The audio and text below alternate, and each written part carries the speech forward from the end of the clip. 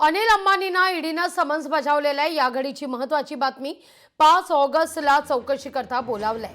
अनिल अंबानी आणि त्यांच्या रिलायन्स ग्रुपच्या अडचणी सतत वाढताना दिसतात। 24 जुलैला ईडीनं अनिल अंबानींच्या कंपन्यांवर छापा टाकलेला होता, जे अनेक दिवस सुरू होते छापे।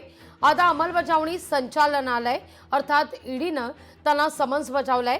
तपास यंत्रणेनं अनिल अंबानींना 5 ऑगस्टला चौकशी करता बोलावलंय। अधिक माहिती घेऊया आपल्या प्रतिनिधी भाग्यश्री प्रधान आचार्य यांच्याकडून। भाग्यश्री, काय अधिक माहिती आहे या सगळ्या संदर्भात?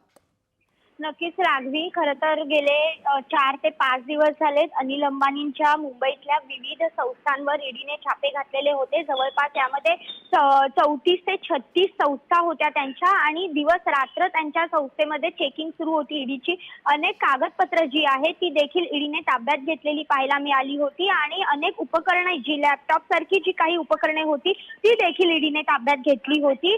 खरं तर येस बँकेतनं काही पैसे त्यांनी काढले होते, आणि या पैशाच्या संदर्भातला जो व्यवहार होता तो अत्यंत मोठ्या प्रमाणात होता, आणि ते पैसे नेमके कुठे वळवले हे कळत नव्हतं। आणि या सगळ्याची चौकशी जी आहे ती ईडीने लावलेली पाहायला मिळाली। आणि आता मात्र ही चौकशी पूर्ण छापेमारी झाल्यानंतर स्वतः अनिल अंबानी यांना देखील चौकशीचे आदेश जे आहेत ते ईडीने दिलेले आहेत। 5 ऑगस्ट रोजी त्यांना चौकशीसाठी बोलवलेलं आहे। त्यामुळे रिलायन्स ग्रुपची जी अडचणीत आता सातत्याने वाढ होताना पाहायला मिळते, आणि नेमके अनिल अंबानी आता या चौकशीला कसं सामोरं जाणार हे बघणं देखील तितकंच महत्त्वाचं ठरणार आहे।